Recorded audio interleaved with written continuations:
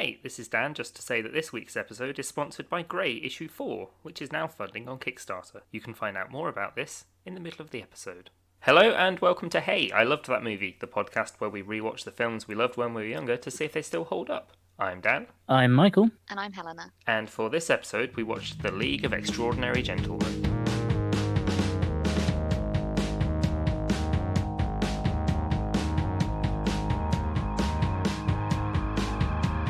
So what sort of connections did you guys have to this film when you were younger? I remember watching it on TV quite a lot, and I remember sort of finding it really cool and really enjoying it, and never remembering what happened. So I always got to rewatch it and re-enjoy it because it just has the most forgettable plot ever. Yep. I remember watching it a lot on TV because it was one of those TV, like some TV channel bought the copyright for it and played it all the time. Yes. I watched it a lot on TV, and it has really great scenes and nothing really connecting them. Yep, that's my. I remember when this was going to come out, I really wanted to see it, and I got some just awful quality pirate copy, and all I remember was the tank breaking through the walls at the start. It's so bad. That is all I remember, honestly. So can we try and bits and pieces of it? But it was definitely even not watching it for a while, it was I completely forgot what the plot was. Yeah, can we try and framework the plot out, because I watched it recently. Yeah. So Yeah, in I can't alternative really remember. history, Yeah, where I guess there's a lot of extra technology that's been discovered quicker than it normally is. Yeah, it's So that's why Yeah. we have Nemo with his car and his submarine, and we have I thought- the Germans have their automatic rifles and their tank, which can get through at least one piece of stage prop plywood. That was Is it? that is considering that's the first scene of this big budget movie. I assume it's a big budget movie. I think I imagine all the budget went on getting all the actors. Oh, Yeah, okay, let's just drop this early. The majority of the budget went on Sean Connery, who wanted, I think, $17 or $18 million to star in this, and most of the trivia is just about him being a massive prick. Oh. Shockingly. Yeah, this is the last live-action film he ever did before he died. Well, that makes me sad. It had a $78 million budget. Is that a lot, or is that a? That's an average film. Yeah, Yeah, It- for us. Maybe a bit less than an average film. but it's got big names. Yeah, Maybe. huge names. Again, it's a film from that era of weird film with amazing actors. Yeah, so we've got Sean Connery as Quatermain. We've got Lyle from George of the Jungle as Jacqueline Hyde. Yep. I've forgotten most of the actors' names. There's a guy who plays Dorian Gray, and apparently he was. He was a solid Dorian Gray, though. So Yeah. the framework of the plot. Let's get that down Cool. because I feel like we need to discuss that. So More technology. yeah, Bad guy with the face. The He Phantom. wants to take over the world. so he uses a tank to drive through some walls and break into a bank. Yep. Yeah, but he doesn't just steal the money. He steals steals some- the plans to Venice. Yeah, some Yep. pictures, and Oh then God! Then what happens? and then we he cut manages to- to do it, doesn't he? Oh yeah, they gather up the league. yeah, Yeah, they they gather go the league. they go to Africa in 1899, and they're like, Sean Connery, would you like to come over to do this thing for us? And then there's a big gunfight, and a building blows up. Yep. So yeah, they gather. Most of the film is them gathering the league. yeah, they gather the league. You find so they've all sort of Which got consists of yeah. the who's who of global literature. Yep. Which is my It's such favourite a part. strange. Yeah. It's literary Suicide Squad. Yeah. So it's like a fucking hardcore version of Page Master. yeah, Quatermain. Quatermain is Sean King Solomon Connery, Nine. who Yeah. has been blessed by Africa. Yeah, he In can't fact, I wrote down in my notes, I blessed the range down in Africa. Yep. There's Nemo. Nemo. Captain There's Nemo. Nemo from Yeah. The name is somewhat outshined these days, but it's Captain Nemo. Yep. 300 Leagues Under the Sea. 20,000. 20,000. 20,000 yeah. Leagues Under the Sea. A lot further There's- than I thought. There's an Invisible Man, because Yep. everyone else they had the rights to use, but for they couldn't, the rights weren't in public domain for the Invisible Man, so he's just An an Invisible Invisible Man. Man. Yep.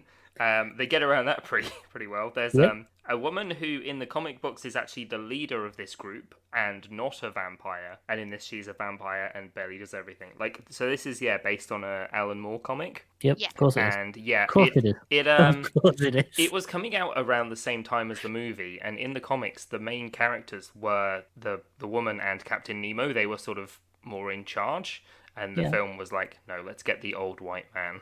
Of Well, yeah, course. because at that time he was a really big actor. He was like a huge name. Yeah. So like you get Sean Connery, you put him first, and So then going on, so we have so she's Mina Harker, which is Dracula. Yep. Yeah, Well, no, the so- Invisible yeah. Invisible Man. Doreen Gray from Doreen Gray. There's- Tom Sawyer, which is just random. Yeah, Yeah. he's a complete addition to this. He wasn't in the comics either. Was that just for like American appeal? Probably. Yes, literally. There's Dr. Jekyll and Mr. Hyde, who we first meet in Paris when he's having a little wander around on the rooftops as a big hulky guy. Like the practical effects for him were just a bit odd. Like the They're quite site, uncomfortable. yeah, I think they were great. They- I loved Yeah, it. they, The practical they effects on held them. up though. To be fair. yeah. Like, The they don't only look cringy. Like they're not that bad. the only thing that looked odd to me was like the skin texture. Like it didn't quite look like real skin. Well, yeah, Like, you're not going to be obviously able to it's not get gonna, it. yeah, it's not Like- gonna be perfect. And then like the like him changing from like Horrifying. yeah, it is awful. Like, Even if it legitimately is horrifying. yeah, even if it's just a lot of jump cuts and flashes, it felt painful. Is Yeah, that it really Oof. it was a good transition because I think if they tried to make it too like linear where it's like you see the full transformation in every single step, that would be It'd so look awful, hard yeah. to animate and it would just Yeah. look crap and it would age Yeah. really poorly. But this sort of like these flashes 90s. of light and it like most of it is just like single images almost of him in a few different parts of the transformation work Yeah. quite well. Yeah, if you showed every step of the transformation, all of the budget would go on that one transformation scene. And then yeah. so the bad guy is 3 bad guys. So we've got Yeah. the Phantom M. So the Phantom from I guess the Phantom of the Opera. M from Sure. I don't know. I feel like the what fan. happened? Was there another Phantom? I thought it was just like for the film. There is a comic book called The Phantom. I think there was a movie Well- with Billy Zane in it. Probably that one. There was And then M from obviously from it is a reference to Ian Fleming's book. Yep. But And then also, Moriarty. yeah, it turns out And he's then oh, fucking Moriarty. all three are the same guy, by the way. Yeah. Yeah. Oh yeah. No, that's we Yeah. got a threefer. The three for villain. He I also essentially, really like the first mate of the ship. Yeah. The big submarine is Ishmael. yep, Yes. yep. So- His very first line, "Call me Ishmael," because of fucking course it was. Yeah. So they're traveling. So they get the league together, and then And they go kind to of like, Venice to save Venice. well, when they're gathering the league, they kind of skip over how they're getting around until they get who is it that they get Mina or no, they get Dorian Gray, and then and they're then like, they have to get to Paris, but they go to Yeah. Paris on the big boat, on a the big submarine. Yeah. on the big submarine. giant submarine that doesn't look like it can fit in the water that it comes out of, which is my favorite thing. It is a brilliant submarine of variable size. It Yes. keeps doing that. It keeps appearing out of water that it has no right fitting in, and it's great. It's also magic because if it's traveling above the water and you're standing on the outside, you're not affected by the wind whatsoever. Nope. No, but that's Nemo and his technology. Yep. Because Nemo's power is he has technology. And a fucking flair for the fancy as well. Oh, like, yeah, obviously. they look Really? amazing. Yeah, to be fair, I absolutely love the extravagance of Nemo's He's incredible. everything. Yeah. His from his like just his clothing, his costume. I know it's actually very much based on the comic that rather than it being like a big decision, he was always in a big turban with a sort, but like yeah, turban, but then with like the captain's admiral kind of stuff on it It's- as well. It's a great look. Also, like how he fights is fancy because Yeah. it's him, Tom Sawyer, and Quatermain are the only people that like don't have a power. Yes. Their power is they are good at a thing. Well, Tom Sawyer isn't even good at a thing. Tom Sawyer's power is that he's there. Yep. Yeah. he has American interest is his Yeah. power, and I guess he's a quick learner. Yeah, He's- he can shoot, and that's about it. But not as He can well as- drive, which is very impressive for 1899. Yeah, because the first fight scene is in Dorian Gray's house, which is where you learn that Dorian Gray is immortal. This is something that always fascinates me. Whenever they have fight scenes with like supernatural can't be killed creatures and normal people, fighting with them at the same time is when the normal people fight, the enemies stop using deadly weapons. Yeah. Yes, there was a lot of like they absolutely riddle Dorian with bullets and then try and sort of whack the Yeah. mortals with books and Yeah. sticks. It's like as soon as, because Nemo doesn't fight with guns, he prefers not to fight with guns, and that's something I think he says it's something like I prefer older technology or whatever. And he draws his sword, and then every web character around, every enemy around him that has a machine gun puts it down. Yeah. And runs at him one by one. And that's my favorite thing that happens in these types of films. Like when the normal person starts, we stop being deadly because there's no way that the normal person can compare to Dorian Gray, who can't be killed. No, exactly. The amount of bullets that Dorian Gray gets riddled with is just ridiculous. And then they all just sort of like melt out of him as well. Yeah. I'm just looking more at this car because obviously they most of them meet with M. They get summoned by M and then they pick up the others. This car is definitely a 4-seater, so they squish. They don't all get in it at once. They squish in. They can fit. They're the League. They can fit. They just have the Invisible Man on the front. Yeah. Jump to the windscreen because no one can tell. Well, no, because the Invisible Man ironically disappears. Yeah.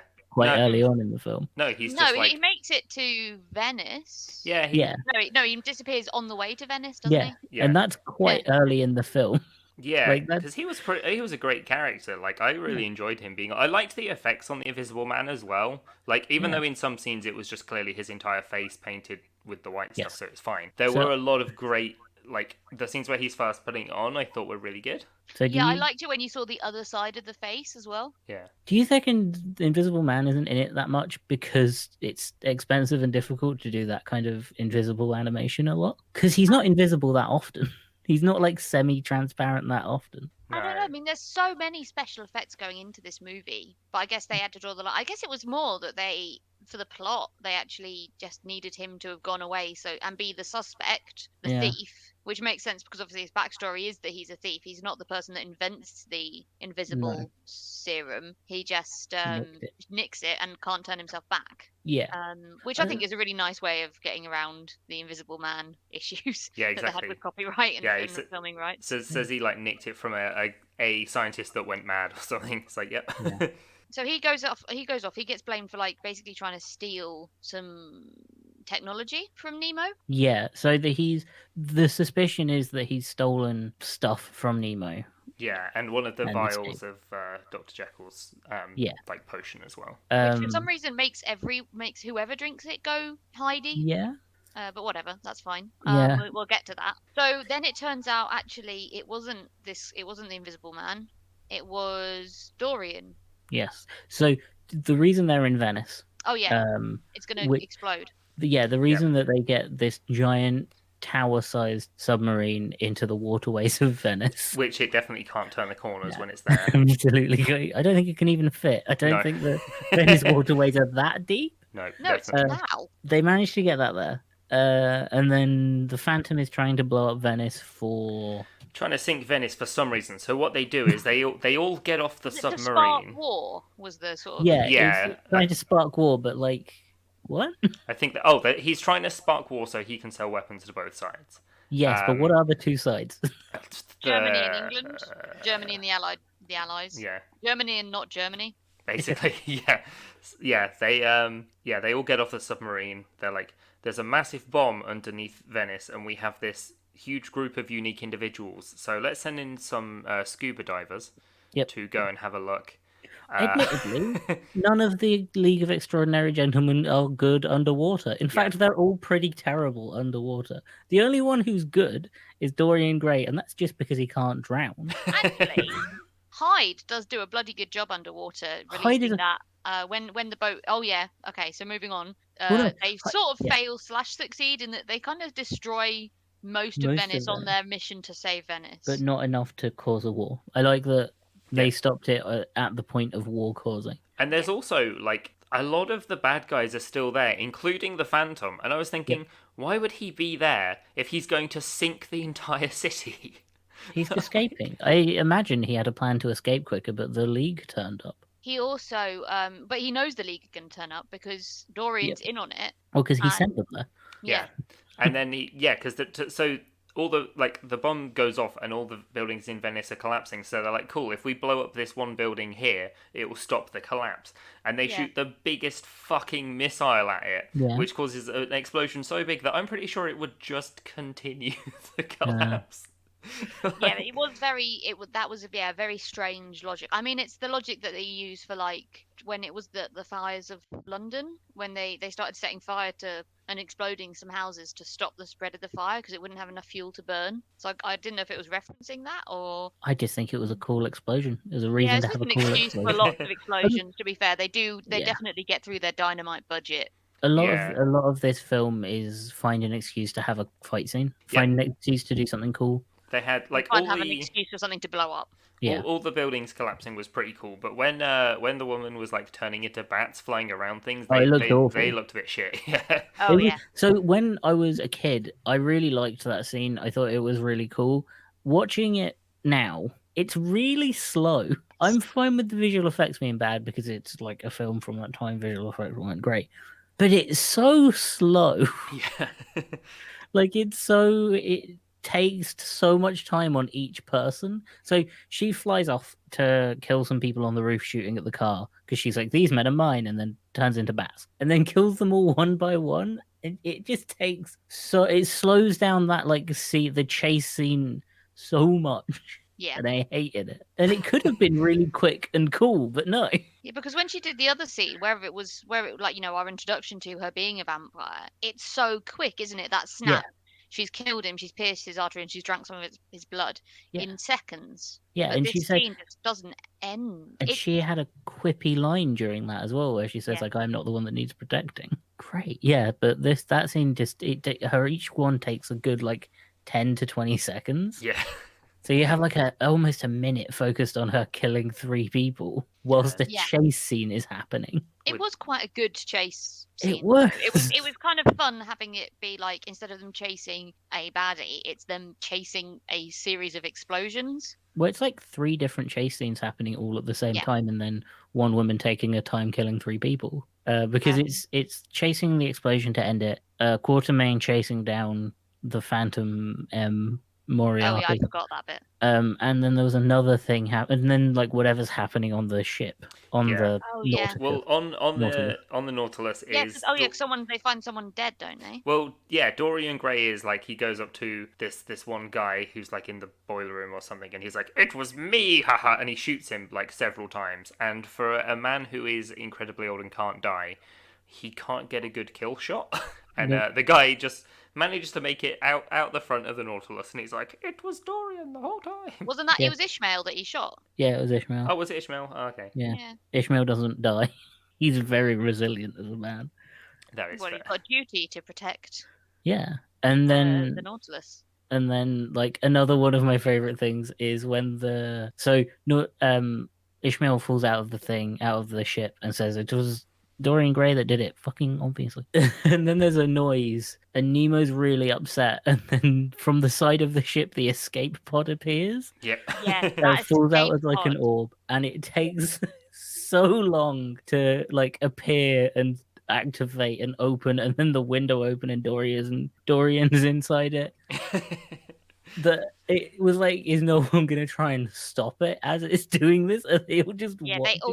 No one shoots it. Yeah, no one tries to explode it. They are surrounded by guns and missiles. One of them can fly, just straight up fly. Surely she could turn into really small bats and fuck up the air supply. Or just land on the thing and jam it. I don't know. But isn't it at that point that he reveals what he's done? It's later. So that's a bit later. So he runs off with everything. Yeah, so with the prints, with the Nautilus technology. Yeah, he's stolen a bit of everything. Do you think it had to be him? Because if it was someone else, if it was actually the Invisible Man, and they had to steal something from Dorian Gray, they're just they're just how? You steal the painting. You steal the painting. No, just do a painting of anyone, and No, you steal the painting and work out the magic in the painting. Yeah. I think the reason that it is Dorian is because they have his painting. Yeah, it's very hard to steal a painting. That's suspicious if there's a painting just floating about. Yeah, that's a good point. I do like, later on in the run up to the later explosions, I do really enjoy the bits when the Invisible Man or an Invisible Man is carrying the dynamite. Yeah. And like you can tell he's like sneaking because Yeah. the dynamite is bobbing along like he's like treading really carefully. And it's like, you're invisible. This is a workshop. It's loud. Yeah. Yeah, you'll be fine. Because he was hiding on the escape pod as well. He'd been sort of like tailing Dorian. He just sat there. So that was his what's it That was called? the reason. Reveal. That was that was the first twist. Yeah. Well, I guess the second twist. The first twist is it's Dorian's betrayal, and then the second twist is the Invisible Man's with him. So yeah, I loved the scene on the Nautilus after Dorian's escaped, and they have the record to play. Oh, yeah. Yes. I loved the way that scene in itself. I liked the way it was constructed and put together. From I like the film side of it. I liked how it was an audio recording, but it showed you like a black and white video of M and Dorian. Yeah, so the whole point was that it was a record that somehow also has video. I don't know. The video wasn't diegetic. The video wasn't in the was scene. it not? I think the Oh. video was just for the viewers. I thought it was part of the technology. I thought it was just another bit of an anachronistic technology. Yeah, that's kind of what I Okay. assumed as well, to be honest. Because I could have didn't- sworn there was a bit where it like shows them like setting up some sort of projector. I assumed it was like non-diegetic and for the audience, which like I prefer. So I'm gonna keep telling myself that that's Yeah. how it happened because that's way better. Yeah, I liked how you could hear that there was like another sound going on in the background, and obviously I'd forgotten what happened. So you see Dr. Jekyll and Mr. Hyde is like in the mirror, and he's like, make it stop because he can hear the other noise like subconsciously. And I thought it was gonna like make him turn into Mr. Hyde and like smash up the ship, but actually it was to blow up some crystal dynamite. Yeah, so it was. Yeah, I liked that as well. I like that the really subtle. Whilst you've been playing this, there's been a background sound causing crystals in dynamite around the ship to break, Yeah. to like vibrate. That's so cool. That's so. It's cool. It makes no Doesn't sense. make any, are they? It implies that they're broadcasting this speech around the entire ship. They've got it plugged into like a PR system. They've got like 1,000 Alexas in each room on the Yeah. Nautilus. No, what it is one of them is just leaning on the comm button. The- holding the speaker up to it. just goes, Yeah, it oh is- shit. That was almost, I think, when I was a kid, I didn't really understand sound waves particularly. Hadn't got to Yep. that bit in GCSE physics. But now that I have got my GCSE physics, it doesn't make any sense, and it's No. kind of distractingly impossible. No, I think as like dumb fantasy, it's cool though. As someone who regularly gets confused as to exactly how vinyls work, I'm fine with it. Like, I get how they work, thought- don't try and explain it. I know how they work, but it doesn't make sense. I was going to try and explain it. I don't think I can. No, like it I just- understand it. Yeah. I don't think I can. Like, Yeah, I get, oh. you've got the scratch and it makes the noise, but how does it make all these different No, noises it's layered fine. on together? I don't know. Right, It's okay. It's okay. You're It's gonna okay. okay. get so many tweets. Yep, four whole tweets. This episode is sponsored by Grey Issue 4, which is now funding on Kickstarter. Grey is the story of an ex-undercover cop back from the dead to take down the mob he was infiltrating. Oh, and he's made of concrete. It's written by me, Dan Faulkner, and features Charlie Skinner as the titular character model, and with artwork by Reese Finley. We're currently funding on Kickstarter to pay for the production of the comic, with backer rewards including digital and physical copies, posters, sketch cards, original artwork, and even the chance to get yourself drawn into the comic. Every backer shall also receive the first 3 issues digitally too. Check out the link in the show notes for more information. And now, back to the show. So they are a bit all lost at sea. Yeah. They repair they repair the Nautilus as best they can, and eventually they get a coded message from the Invisible Man. Yep. So then they have a location to go to. Which he has a Morse code machine. I don't know what those machines. Do machines have a name? It comes through. Telegram? Yeah, it comes through on Morse code. Telegraph, I can't work out where he's transmitting that from. radio, No. sonar. It'd No, be in like, the what- in what- the escape pod, wouldn't it be? Yeah. Okay, the how escape big pod's is probably- that? To escape pod. Well, what you're also glossing over is the fact that there was like the tracker. There was supposed to be Mhm. like that big computer that gets destroyed that can Yeah. track the escape pod, but there's no explanation. It looks very mechanical as well. Yeah. It makes no sense. It's very pretty, but it doesn't make any sense. It was kind of like, this thing tracks it. Okay, I guess. There's also no explanation as to how the escape pod can do anything except swim in a circle. Yep, it has one propeller at the back. No, it has one big propeller on the side. Does it? I thought it was one big. Oh yeah. No, the big. But so he's in. So at that point, the Invisible Man will be in a very small escape pod that's built for maybe one person. Is Dorian Gray just not paying attention at that point and not hearing like a click, click, click, click, click, click? He's put it on autopilot. There's a little blow up guy in the front. He's having a nap. He's sleeping.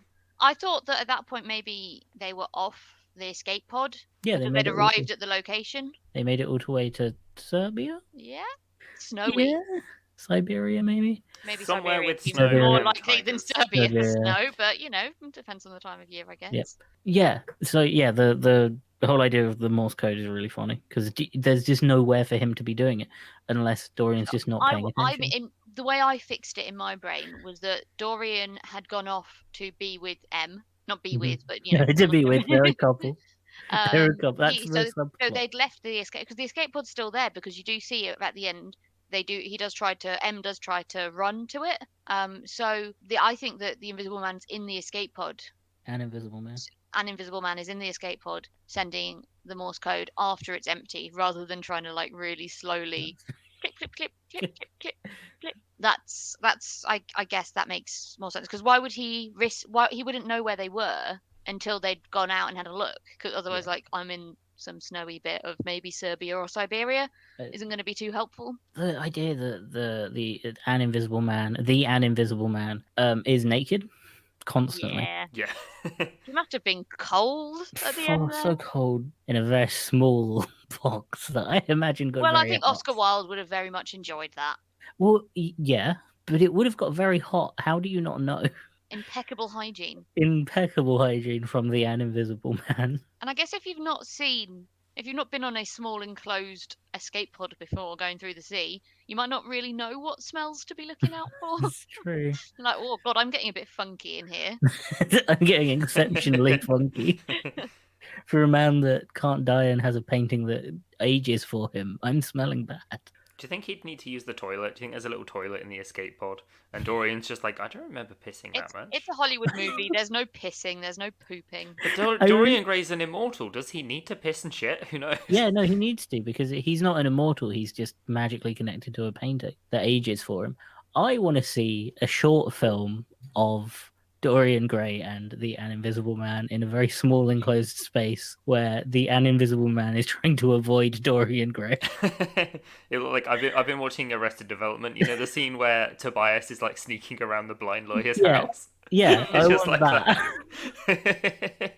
And I want it. You know how like sometimes Pixar or Disney have like the tiny short animated film at the beginning. I want that, but I want that scene of the An Invisible Man trying so hard to not be touched. I don't know if that was at the start of this movie. Not at the start, just like put it after yeah. credit scene. Oh, an after credit scene that would have actually been pretty funny. That would have been great.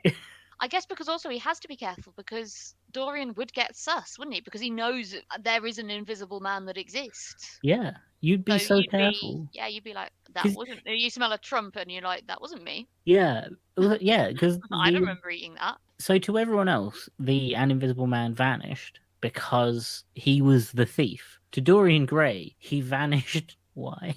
Like, there's no reason for him to disappear to Dorian Gray. So Dorian Gray must be aware that the An Invisible Man knows it's Dorian, right? It depends on when I guess Dorian might be distracted by all his killings and thrillings. That's true. He is very. And he might easily assume distracted. that the Invisible Man's there with the rest of Yeah. them when he does his reveal at the end.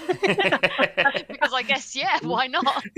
I know he probably went invisible to try and save some people. I It's mean, his own it's- hubris. I'd pat down. I'd throw some talcum powder in the pod before I leave. Yeah, just in Yeah. case. So yeah, once they're in the big sort of factory, you get the vampire fighting Dorian Gray. You get Mr. Hyde fighting. I wrote down Big Hyde. Mr. Hyde Yeah. Park. Yep. Much bigger. Oh well, Scrappy Doo on Souls. Yes. Oh, it is so bad, It that is. animation. Yeah. It It is is. actually quite horrible to look at. Yep. It reminds me of and obviously this is much more recent, but you know the Demon Baby in The Incredibles and The Incredibles 2? Yep. Jack Yes, Jack's yeah. Demon Yeah. Baby. Yeah, it's got real Demon Baby vibes But like if with no skin. with a nose. Yeah. With no skin. It was bad when he was saying, "Oh, not the whole bottle," as Yeah. this guy like started chugging. Oh no. I liked how disappointed he sounded. That And was the best he was part. disappointed Oh, because he no. like spilt about 2/3 of it trying to drink it Oh, anyway. no, not the whole bottle. I think he just knew that this was going beyond the capabilities of the animating studio. Yeah. Yeah. Like, he read that was how he reacted to the script. That's how the lead animator reacted to the script. He went, "Oh, not the whole bottle." I really liked that end sequence, the end sort of bit. I guess third part of the film when they're in the factory, because I'm a sucker for multiple people doing different things across different parts of the same place, Yeah. and yeah. it like intercutting it aggressively. I'm a big fan of when they do it and all of them are at the same pace. The problem with the car chase is two of them were at the right pace, and then one of them was incredibly slow. And I liked the end bit because they were all like really high pace. Yeah, because you had the vampire and Dorian Gray fighting. Yeah, weirdly sexy. It But would be. yeah, Have I you did seen those two enjoy. people? We do get our favourite two immortal people fighting each other, and the great line, "We're going to be at this all day." Yeah, they do. They do a flirty fight. They do a flirty sword fight, which is some of the best stuff in TV. Is the flirty sword fight. Oh yeah, it is quite. It is. Yeah, it is erotic. Yeah, and then you have the Dr. Jackal and Bigger Hyde and Quatermain doing something. He's Quatermain Oh, he's being fighting the injured. Phantom. That's it. He's fighting James Moriarty. Yeah. Which the best part about James Moriarty being the villain is so stupid because he says, "Oh, he died on whatever that place was. He was Back reborn." falls. Yeah, and he was reborn better. What the fuck does that mean? I just love that. I love. I love that it's not like Moriarty isn't like an established villain in any way. No. Like they spend a lot of time being like the Phantom, and you see him right at the start of the film. He's very, very obvious. What do you want to do? I want to take over the world.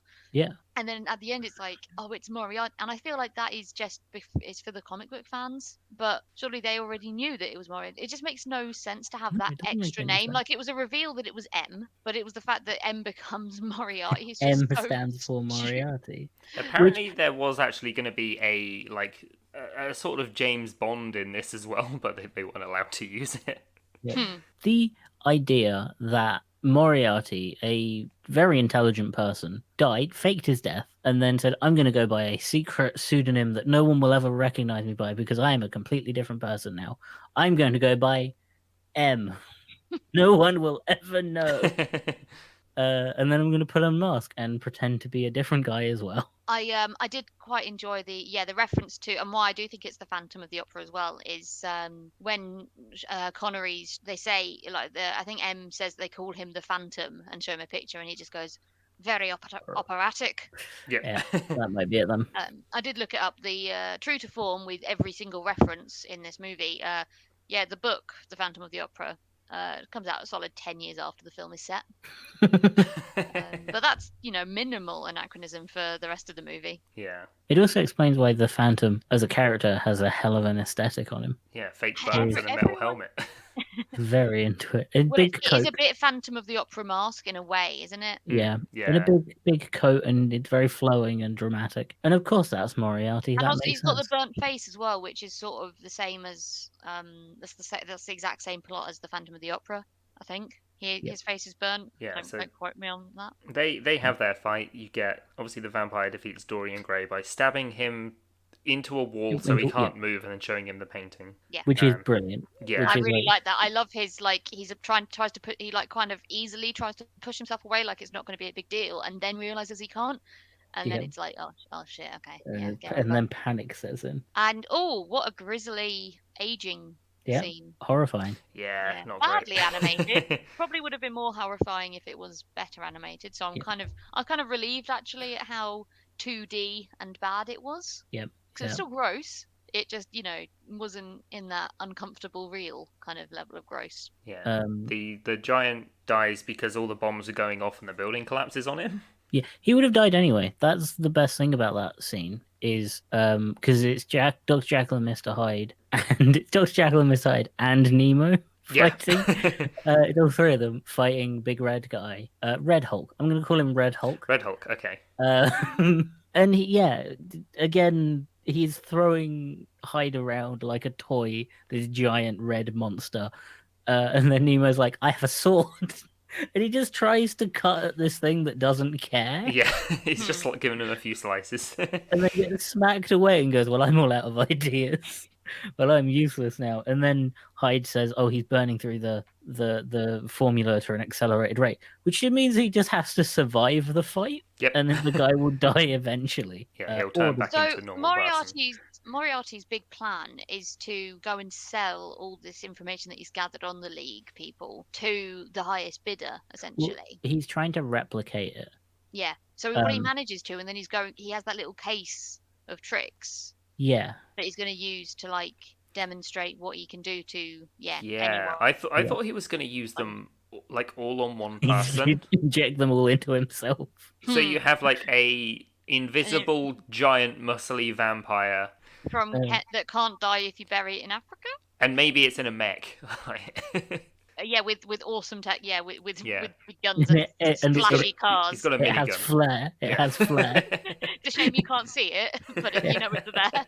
It has Nemo's flair. That would have been great because what a fantastic big bad evil guy that would have been. Yeah, that would have been fun. It would have been a terrible fight, though. It would have been a god-awful fight, because it would be cool up until they made it invisible, and you'd be like, which is going to work. It'd be great if, like, the invisibility thing didn't quite work. Or if it could switch it on and off. We're going to watch some people get thrown around on wires for a bit, and watch bad animated footprints. So Sean Connery can't shoot at the end because he's been shot already. Yep. Saving his saving Tom Sawyer. America. Yep. So he has to do the long shot, which I actually really like the symmetry that you get in this film from that, where you have the first scene with Sean Connery shooting the long guy, like the German far away, and then you have it in the middle where he's training the American, and then it ends with the American shooting down Moriarty. Yeah, it was quite a nice bit of like. It was tying the ribbon on everything. Yeah, it tied together quite nicely. Which is surprising for this movie. Yeah, it did leave the point of they managed to mimic vampirism. They made vampirism into like a drinkable potion, which, if anything, we know all vampirism does is turn people into melodramatic goths. Yep. They can turn into bats, but badly animated and slow.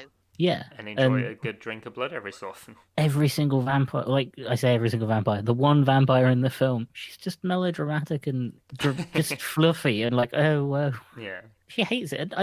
In nothing have you ever seen a vampire be like, being a vampire is cool and fun.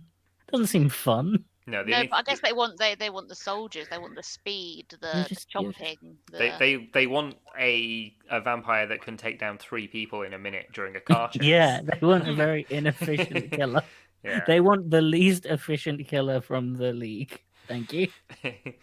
They'll make 2 of them. It then ends with, so Quatermain dies, and they bury him in Africa, and then at the end it's like, oh, he's going to return as a zombie.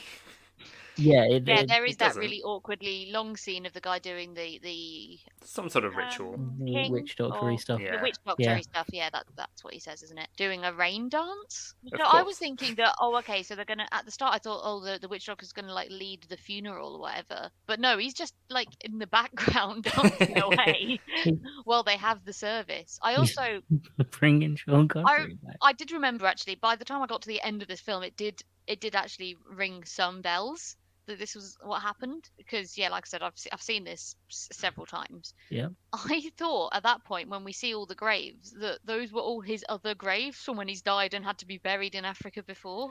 Yeah, because there was one that already had his name on it as well, wasn't there? There was already a grave with Quatermain on it at the start of the film. Which, because I'd forgotten what was happening in the film, I thought that he was, because you get like about 3 people in a row that pretending to be Quatermain and not. And then when it's him, I was like, when it showed that grave, I was like, is he actually not Quatermain and he's just some random guy? Like, That happens but to be good at shooting. yeah, but no, that didn't come up. He But is yeah. immortal. He keeps getting born again. He's really good at not getting shot, apparently. Everyone in this film is good at not getting shot. They can stand in the open for as long as they want, Yeah. as long as they're actually I a don't know. group. Dorian has his moments. Oh yeah. Well, no, it doesn't matter if he gets shot. Nemo stands in the open with a handgun against people with miniguns and doesn't get hit. So, as long as you're not one of the immortal League of Extraordinary Gentlemen, you're immune to being hit by bullets. Yeah, which is great. Useful power. Great power. Maybe that's Nemo's power. He can't be shot by bullets. I think America is all the power he needs. Before we get into scoring this, I have a fun mini game for us to play, which is if you remade this movie now, who would you cast? I have a couple. I mean, they're mainly from Fast and Furious, but that's fine. So obviously, Jason Statham's the Invisible Man. He would be great. Yeah, 100%. 100%. Yeah. No one could do it better. Vin Actually, Diesel... no. I know who could do it just as well. I can't remember the actor's name, but is Griffin from Jumper. I think Jamie he could Bell? do that. Yeah, I think Jamie Bell Bell could do that really well. He probably could, actually, yeah. So I've got Vin Diesel as Dr. Jekyll, but The Rock as Mr. Hyde. Yep. I don't know who I'd cast as anyone. Maybe Timothy Chalamet would be Dorian Gray. The drama. The drama of it, right? So who would you have as the Big Bill Quatermain then? See, I'm not 100% sure on that one. I'm thinking maybe like Timothy Olyphant or someone. I was thinking maybe one of the Hemsworths. Ooh, No, possibly. you need like grey hair. He has to be a bit older. Thingy then, Wolverine. Oh, Hugh Ooh, Jackman that would be pretty Hugh good, Jackman. actually. Yeah. Huge jacked man could be good. Yeah, But he'd be he pretty does have that tired look about him now. He does look Hugh Jackman. exhausted. good. I reckon Nemo would be Dev Patel. Yeah, Dev Patel. Yeah, I was Yeah. thinking of him. Yeah, yeah, he'd be great. Who would the vampire be? Kirsten Stewart. But as she is now, not how she played Bella Swan.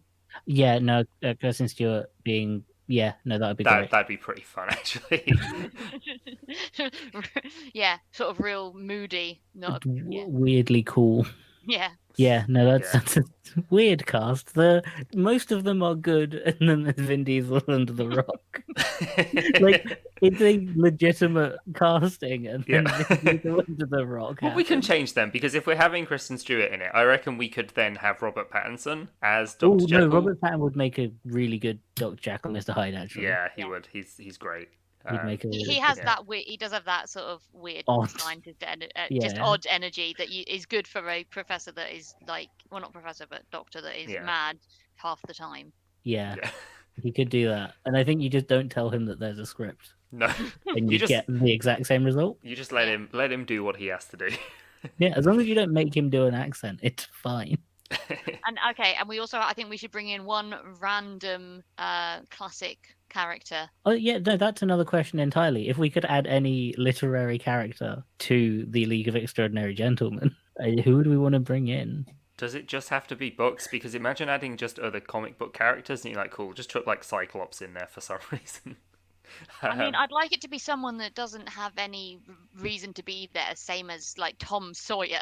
Yeah. A child? They're literary characters, though. Romeo from Romeo and Juliet. Honestly, No fucking reason. I It's could see Leonardo that DiCaprio, happening. and it's part of the universe that has that other Romeo and Juliet movie in it. If we didn't already have a couple of bumbling British people, then like Mr. Darcy just sort of being there and trying to be romantic. Oh, that... Or I was thinking Heathcliff from Wuthering Heights. I thought you were gonna say He-Man.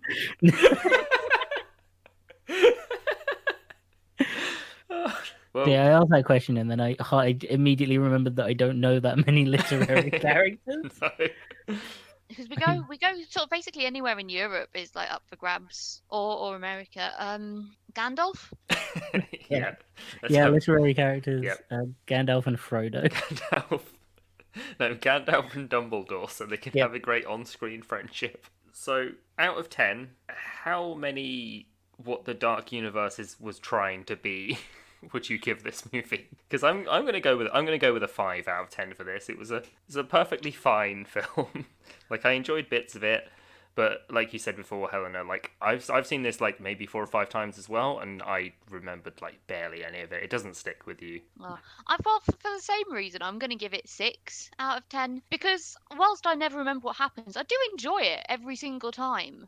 It is very watchable. It's very rewatchable because it's all about the aesthetics. It's all about how it looks, and rather than what happens. What happens is pretty irrelevant most of the time. You're like, oh wow, look at that ship. Oh wow, look at that car. Oh wow, look at this fight scene. It Yeah. doesn't matter what happens, and whilst that loses it a few points because it does that aesthetic so well. It's so much fun to watch. It's one of those movies that I think whenever it's on TV, we do watch it every single time, and I'm gonna watch this movie again inevitably. Oh yeah, Yeah. I'll probably watch it again at some point as well. Like it was enjoyable. Yeah. I think I've Yeah. seen this. Yeah, it's not even like I watched it 5 or 6 times as a kid. Like I've watched it every couple of years probably. Yeah. Even up until quite recently, like it's only been a few years since I last saw this film. I think I'm gonna do the same. I think 6 out of 10. I just like that it's not serious in any way. It's not trying to do anything other than be a good action film, and it almost makes it. Yeah, it's not trying to be clever, and No. which is a good thing because it isn't. Yeah, no, it can't be. There's no way. If it tried to No. be clever, it'd be awful. It's fully okay with just being a dumb. It says, look at these plot holes. You know how we're going to distract you from these plot holes? Some more plot holes. cool fight scenes. We're gonna have Yeah. some cool fight scenes where the characters actually get to use their powers quite a lot, which is great for something with characters with powers in. Because normally they are relegated to one scene. Yeah, you get Well, like the, one. the finding out about it and then the using it for the one big crux of the matter. Yeah. Whereas this one, they use them solidly. I'm gonna give it 6 sexy sword fights. I was going to give it 6 varying sized submarines. That's a good point. Yeah, The I think submarine is gorgeous, though. it Yeah. is really I- nice, and the I car never- as well. Like, I Yeah, never the really think, I'd proto love to have a Rolls-Royce. model of it. I don't really collect models or anything like that. But if I was going to get something, I'd absolutely love to have like a model submarine or a model Yeah. car from the films because they're just gorgeous. The car does look like a Rolls Royce. yeah, Like it looks like a proto Rolls Royce, and it's a beautiful car. I love Like- the 4 that it's got the 2 headlights on either side, and Yeah. it's brilliant considering apparent- there's no other cars. yeah. Apparently, the pedals in it as well. It's not like one brake, one clutch, and one go. Apparently, the middle one is go, and then there's individual brake pedals for each side, so they can do like sick turns and shit. That's cool. Nice. This is a cool film. It's not a good film, but it's a very cool film. Yeah, Yeah. like visually great. Yeah. Yeah. Absolutely, and it's I think it's aged okay. Like some of the CGI has aged the way CGI will always age, but Yeah, none. you can't blame There's the only things that really stood out is they say mongoloid and cretin, Yeah, and that only was jarring just because it was like the only times where they use slurs, yeah. and I'm like, do they just have? Isn't like that? Aren't they? Don't they both mean to do with like thyroid deficiencies? And it's like, oh, okay, you've got really out for those people with the thyroid issues. I think it's the only time they used slurs that was recorded. I think Sean Connery was. Oh well, yeah. Sean Connery's Yeah. an asshole anyway, so it's fine. Yeah, he. They were like apparently in an interview with Thomas Hayden Church, who played Dr. Jekyll. They were like, "Oh, was it as bad on set as they say?" Because the director didn't direct anything else for a good 8 years or so after this, and they were like, "Was it as bad between like Sean Connery and him as everyone says?" And he was like, "It was worse." He was Oh, like, wow. I'd literally, if I told you what Sean Connery said, you wouldn't be able to print it. I need So, to find all these interviews and read yeah. them. I need to know. It makes me sad because I did enjoy like the Sean Connery Bond movies, and Yeah, it- he's just a bad person. vile. Yeah, same with like The Last Crusade, which is probably the Yeah. best of the Indiana Jones films, in my opinion. Okay, yeah, we can have that discussion another No. time. Yep. When we do one of the Yeah, films, we can then discuss that. That's fair. I mean they hold up. I'm just putting that out. Oh, there. they hold up. But- I watched them not too long ago. Okay. Didn't watch Crystal Again. Skull, but you know, Save for a different yeah. episode. We'll save Yeah. it for. Maybe we'll do like a bonus episode on which Yeah, Indiana Jones movie we think is the best, and none of us will say Temple of Doom. because we're Oh. idiots. Yeah. I Um, like that one. Oh, is that your favourite one? Jehovah is spelled with an I. No, that's Last Crusade. Is it? Yeah. Oh fuck. Yeah. I don't know. They're all. Temple of That's Doom's the the one. one with the cart and the Japanese kid. Oh, The- actually, I the one didn't that really was- like That's that one. The one. for a bonus Monkey episode. brains. Okay. That's for a bonus Okay, episode. right. This is Right, the yeah. hints towards a bonus episode. Right. Okay. Well, I guess before we accidentally tell everything that we want on Indiana Jones, I have been Dan. I have been Michael. And I've been Helena. And you can find us on Twitter and Instagram at HiltonPod. That's at HILTM Pod. Let us know which literary character you would include in our insane remake of League of Extraordinary Gentlemen, and also who Yeah. you would cast as them. Yeah. We want to know literary character and who would be cast as. We I want did those two cheat things. and Google a list of famous characters, and Toad of Toad Hall came up, and I thought that would be Yeah. fantastic. No, that's great. Especially if he is just the size of an actual toad. Played by Danny DeVito. I love it. Yeah.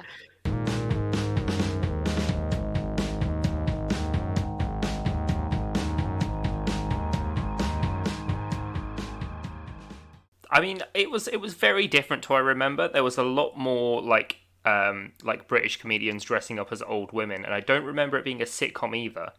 But apparently that's what this was. What? What?